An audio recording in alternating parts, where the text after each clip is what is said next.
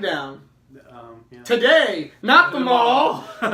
Ha Got him! Yeah, I mean, that you deleted the thing that previously was referencing that, so that kind of... Yeah, like we get that, but now it's a weird inside joke and everything's awkward. Yeah. Anyway. All right. So Smackdown.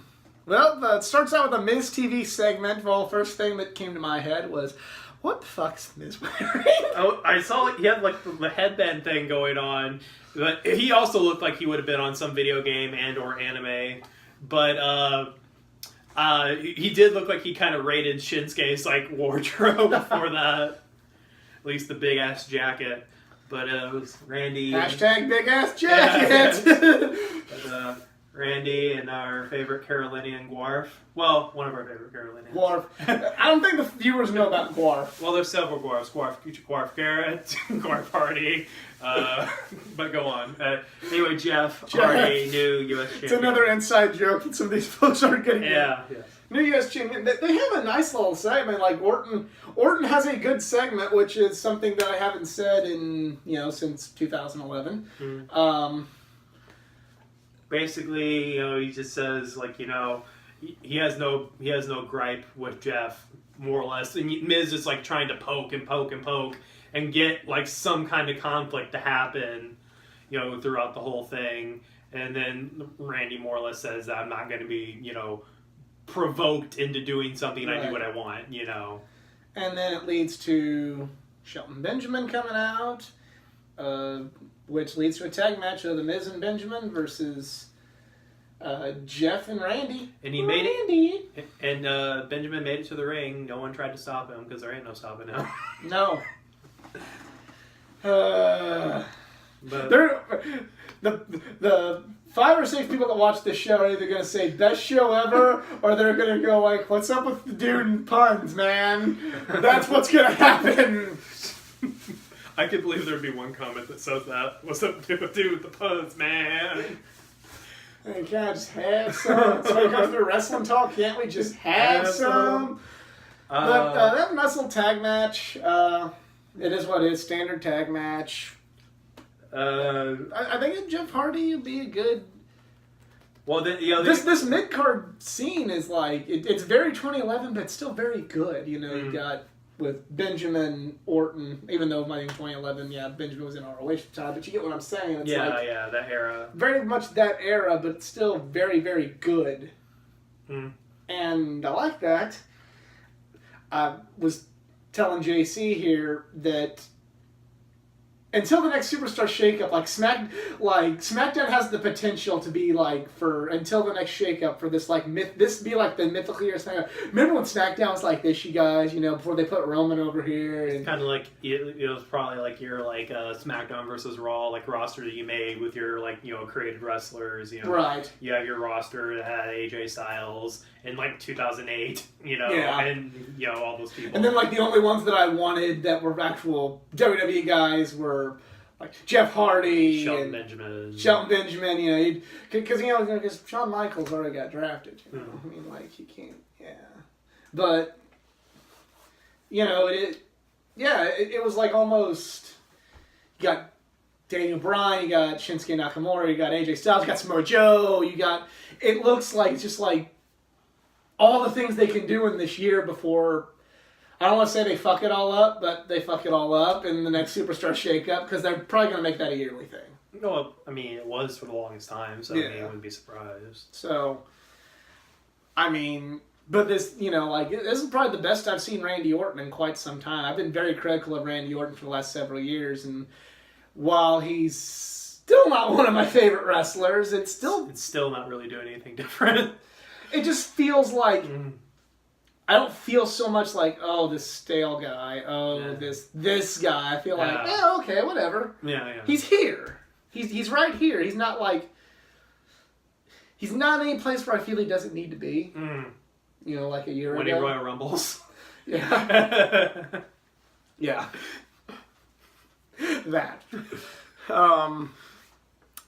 But that's all there is there, but next thing I need to talk about is Absolution is over after a entertaining little segment with Where apparently they were the last to know. Yeah.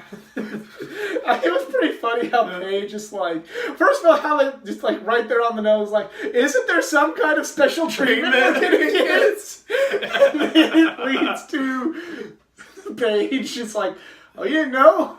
Absolution's over. I'm the GM SmackDown now. And then, like, Paige here, just letting you know that she says, like, Absolution's dead, meanwhile the two people next to her have Absolution t-shirts on. It's just like, Exactly, yeah. And she keeps, like, trying to smile and make it not weird, but, like, it's weird. Yeah. I mean, not, like, it's not, like, the whole weird meme thing that everyone kept doing, which I didn't see, but I've seen it a million times. Paige here? But yes, that. But it wasn't that weird, but it was more like haha weird. We're gonna cut to your commercial. Right. Oh, that was a funny segment. I mean, nothing like changed by this thought. It's entertaining enough that I want to talk about it. Yeah. But then we're gonna go into something not quite so entertaining, and that is the Big Cass segment. Hashtag Big Cass Jacket. Hashtag they still play with little people in the WWE. Yeah, that's the like forever their go-to to make a joke. It's just like, to bring someone out as a little person parody of their opponent, and it continues to this day. Yeah. So for better or worse. No, I did kind of like. I kind of thought he kind of went a little too far, but I did kind of like how Cass was saying, like, this isn't going to be one of those fun, kind of being, like the anti-Daniel Bryan kind of thing. This ain't going to be a 5-star match, I'm just going to destroy you, and, But the thing that I thought I didn't like, and I know I'm not the only YouTube wrestling guy to point this out, so I'm going to make that little disclaimer so nobody says, like, well, you stole that comment from such and such. When he said that, the real WWE superstar is over 7 feet tall, and I'm like, so that means the only real WWE superstars have been the Great Khali, Andre the Giant, Diesel, The Big Show, and now apparently Giant Gonzalez and Big Cass. That's it. There's only been 6 real WWE superstars. Is Kane 7 feet? I don't even know if Big Show technically is. I've heard discrepancies. Well, storyline wise, it? Well, I mean, they always kind of had Kane like right at 7 foot. So 7. So he was probably like was probably below it, just like kind of like Taker was kind of like right below it. I don't think they ever actually said Taker was. I think 7. they did. They rounded up. I think back in the day. Yeah, I know in the video games Kane was, and I don't think Taker was, but that's just me. So apparently there's been only 7 real WWE superstars, and you can't teach that. Yes, I guess you can't. Yeah, but you also can't teach an entertaining interview. And like, I get it. It was meant to get some boost on Big Cass, and honestly, I see Big Cass winning on Sunday. I could see. I mean, I can see them, they see things in Big Cass. That's why they broke him off from Enzo. Granted, that was going to happen anyway because, Enzo. Things. But still, like they had big things in mind for him. I could see them saying, all right, we're gonna have Bryan give you the rub. I can see that match going either way. But if I'm Well, I mean, if I do a prediction, if I do a prediction video today, which I might be doing one tomorrow, but who knows? If I do one at the time of this shooting, I might be going with Big Cass in that one. Well, I mean, when you weigh the pros and cons of it too, it's like, it's like, yeah, you might not want to cut Daniel's legs out from under him just coming back. But at the same time, it'd be the same thing with like Big Cass, where it'd be like, all right, you're putting him in this position, or do you want him to look like he can't win? It's but the only problem with that is, and again, I point back to the fact that other YouTubers have said this. Daniel Bryan kind of feels like just a guy right now. Mm-hmm. And I'm not saying this is a slight on Big Cass. If there's potential there, go with the potential. I'm not going to let my fandom of Daniel Bryan, indie wrestling darlings, get in the way of somebody who can get made into a superstar still and be a good foil for heroes down the line. However, you got probably the biggest good guy you've had in the last 5-10 years, other than John Cena, who you never ever thought was gonna wrestle again, and now he can wrestle again. I'm not saying he needs to win the title tomorrow and then defend it in a 3-hour-long Iron Man match against AJ and Shinsuke and Cena Almas in some kind of crazy fatal 4-way. Yeah. But what I am saying is, it's the comeback story of the year. Maybe maybe don't fuck this one up. Yeah. Because you fucked it up the first time. Maybe don't fuck it up this time. You get what doesn't always happen.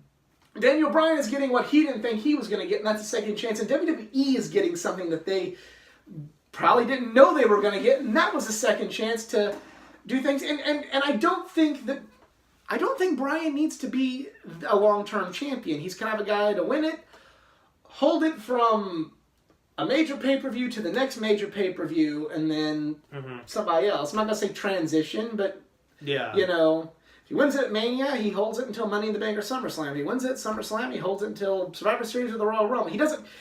He isn't the kind of guy to do like a Punk or a Lesnar. But he's kind of a guy that you can have carry it for a little while. Yeah. So I'm not saying that he needs to be the champion all the time, and why isn't he wrestling AJ and blah blah blah blah blah blah blah. But it feels like okay, when is he gonna get out of this rut?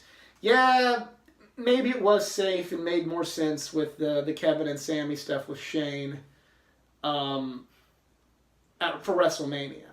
But now it's like, that's the best you can come up with for Daniel Bryan as Big Cass. Yeah. And I mean, Bryan always has good matches against big guys. I mean, he has really good match with Sheamus.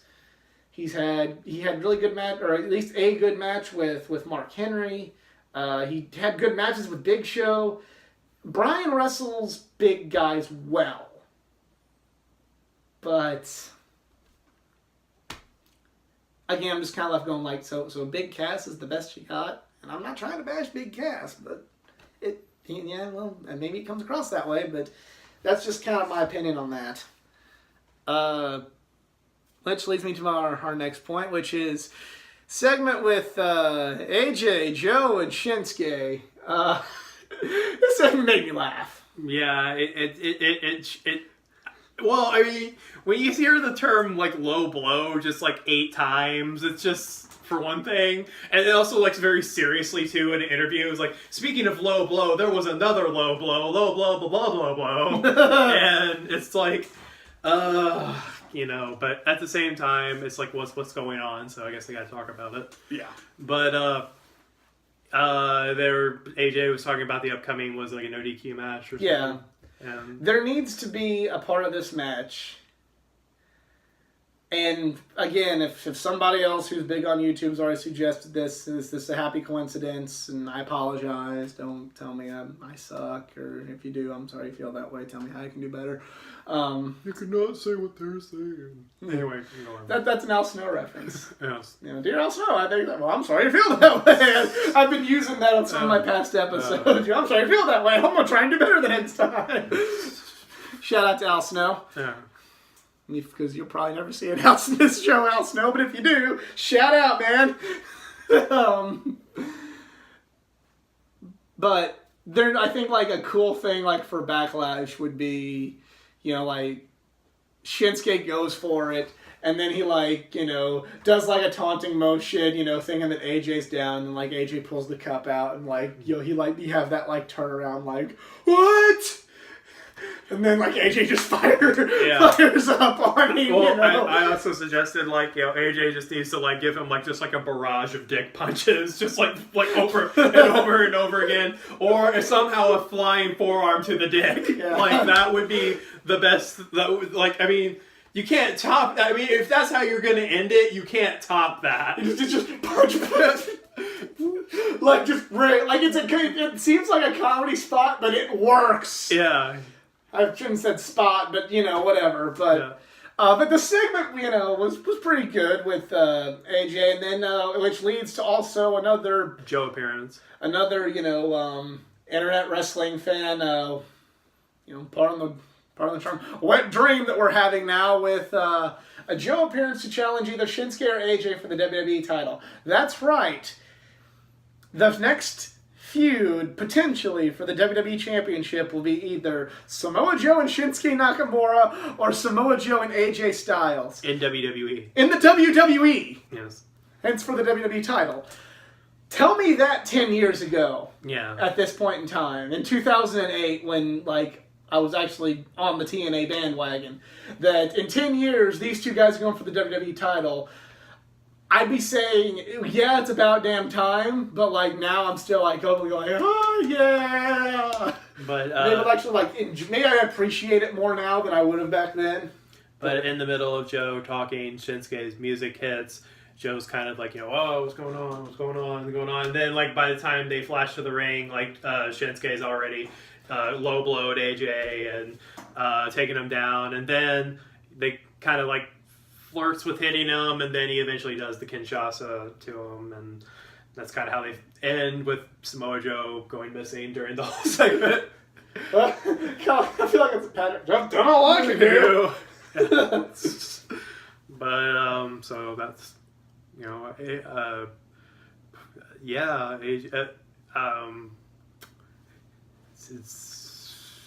that's it. That's it, yeah. Which leads us to our main event, the other fantastic ladies match of the week. We have the IKonics and Carmella versus Charlotte Flair, Becky Lynch, and Asuka. And the ladies did great. I mean, I'd venture to say with the top three things I'd say a part of WWE programming this week would probably be two of the three have been the women's matches. So, really good match. Asuka back to her winning ways, picking up the win in that match. But just go find. I mean, nothing we can say about this will do it justice. Go find these two matches. Get a Hulu account. Go find them on YouTube. Something. Go watch these matches because they were really, really well done. And the match just what again we want to go back 10 years ago when the good women's wrestling was in TNA, and then tell me, hey, the best women's wrestling is going to be in the WWE now. I'm going to be thinking, you're kidding me. They just had a pudding match. Yeah. Not that long ago, but now. Yeah. I mean, back then, not to be rude, but a lot of people would probably say in WWE you could probably count the women I guess legitimate, for lack of a better term, workers or wrestlers. You could probably count them on one hand. Right. Probably that time be Natty and Beth Phoenix were probably the best two. Yeah, Natty, Beth Phoenix. Was Victoria still in the company? She might have been.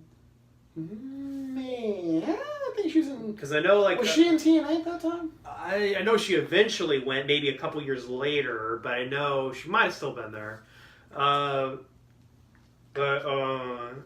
Anywho.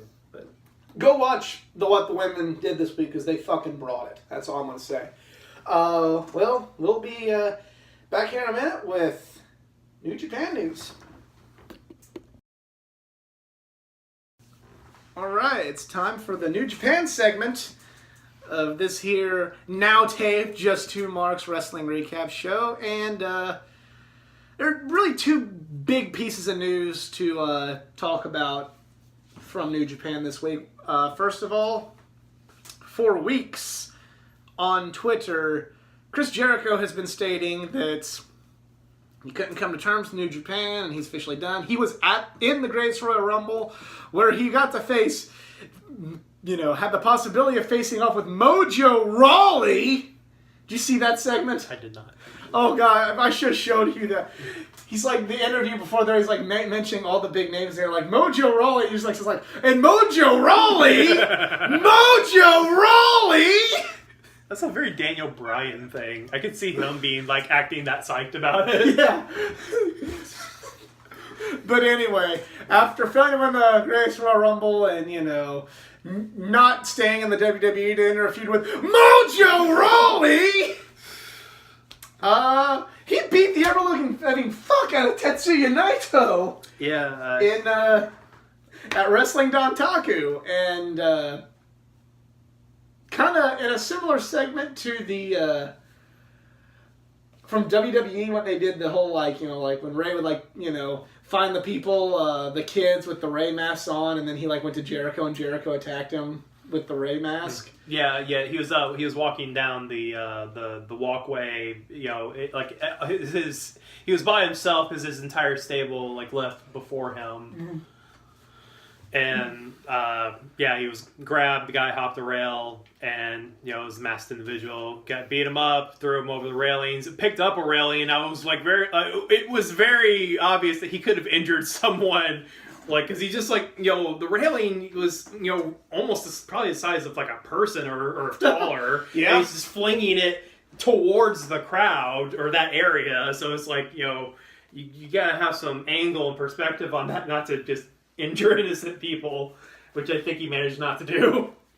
And then he got into the ring, unmasked himself. It was weird seeing him. It looked like he was it looked like he had black lipstick on that was kind of severe. He's supposed to look like Bushi. Okay. So I saw that, and then just proceeded to beat and bloody Naito. And Naito was very, very bloody. Mm. Which, so that feud will continue. The feud that was started at New Year's Dash. I'm kind of hoping, and I don't think they'll do it this way, but I'm kind of hoping they wrestle once at Dominion, with Jericho winning, taking the IWGP Intercontinental Championship. And then at their United States show, have Jericho walk in as champion, give Naito a rematch, and he win the belt back. Granted, that's kind of some belt flip-flopping that New Japan isn't known for. Mm. But I feel like in this situation it'd be kind of a good idea because, one, it would make Chris Jericho more than just, I'm going to come in and lose to people. It'd give him, he'll in the end, it'll end up being all right, but... Make it look like it means something rather than just kind of the unfortunate thing that happened with Sting, where he had one match he kind of won, but the matches everyone remembers he didn't win. Yeah. And then two, you have Jericho on that show, which right now we're hearing is not selling like they wanted it to. One, more people will show up because of Chris Jericho. Two, they see Chris Jericho has a belt, they're like, oh shit. And then three, your guy beats Chris Jericho for the belt. Then they're like, well, that guy must be good. He just beat Chris Jericho in the United States. Yeah. So I feel like if there's one time that New Japan can write like the WWE, can do their things like the WWE does, this would be the time to do it. I'm looking forward to the match. Because it's going to happen in New Japan, that Dave Meltzer is going to probably break his rating system again. But yeah, just I'm glad that at least the storyline is going to conclude. It's not just being left hanging. The other thing I wanted to mention is the Jericho's new shirt, Los Ingobernables de Jericho. Ever since he's come to New Japan, it's just been a matter of what was it how'd you put it? Well, I don't even remember what I said. It's I'm gonna bloody you and then mock your t-shirt or something. Yeah, he'll have a black and blue version of your t-shirt. Mocking it somehow. Yeah. But yeah, so that's big news. And then the other bit of big news is, well, one, Okada defeated Tanahashi. He has officially gotten the record for the most successful title defenses. But he was challenged by Kenny Omega for Dominion in June. Dominion 2017 was the event with the 60-minute time limit draw between Omega and Okada. And they have a challenge for a 2 out of 3 falls match. No time limit. There must be a winner for the IWGP Heavyweight Championship. And I guess I've become a bit, bit cynical, I guess would be the right word. To where it's just like, I almost like can't get excited for an Okada title defense because I'm just sure he's going to win. But more than ever now, like, you really...